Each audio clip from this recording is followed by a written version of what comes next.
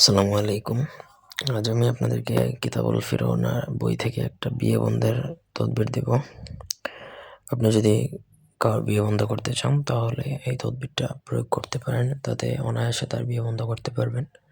তার বিয়েটা বন্ধ হয়ে যাবে এবং আপনি চাইলে দীর্ঘদিন বিয়ে বন্ধ করে রাখতে পারবেন। দীর্ঘদিন বলতে কি এখানে আপনি কতদিন মেয়াদ দিবেন সেরকম। স্থায়ী বিয়ে বন্ধনও করা যায় এটা দ্বারা।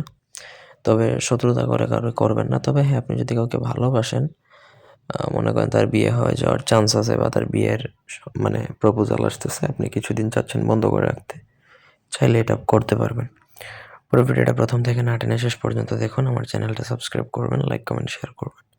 ব্যক্তিগত যে কোনো প্রয়োজন বা যে কোনো কাজের জন্য স্ক্রিনে দেওয়া নাম্বার আছে, সরাসরি ফোনে, হোয়াটসঅ্যাপে কিংবা ইমোতে যোগাযোগ করে যে কোনো কাজ করাতে পারবেন দেশে বা দেশের বাইরে থেকে। কিতাবুল ফিরৌনের এই নকশাটা কিছু অক্ষরে যেটা আপনাকে লিখতে হবে, দেখুন আলিফ তা মিম, তারপরে ফা, তারপর ফা, আবার এই যে নকশাটা দেখতে পাচ্ছেন সেটা আপনাকে লিখতে হবে কাফনের কাপড়ের মধ্যে।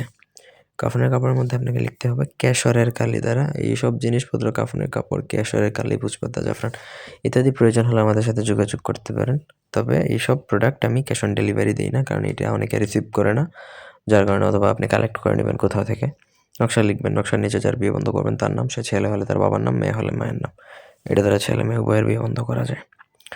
নাম লিখলেন, লেখা শেষে আপনাকে সেই নকশাটা যার বিয়ে বন্ধ করবেন তার বাড়িতে পুঁতে দিতে হবে। বাড়িতে বলতে বাড়ির দরজার সামনে পুঁততে পারেন, উঠানে পুঁততে পারেন বা ঘরের মধ্যে পুঁততে পারলে আরও ভালো।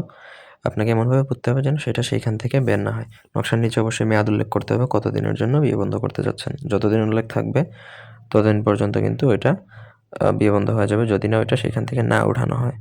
ঠিক আছে? এটা তান্ত্রিক বা কবিরাজ দিয়ে যদি উঠায় তবেই সেটা নষ্ট হবে, অন্যথায় নষ্ট হবে না। তো এই ছিল আজকের ভিডিও। ধন্যবাদ সবাইকে।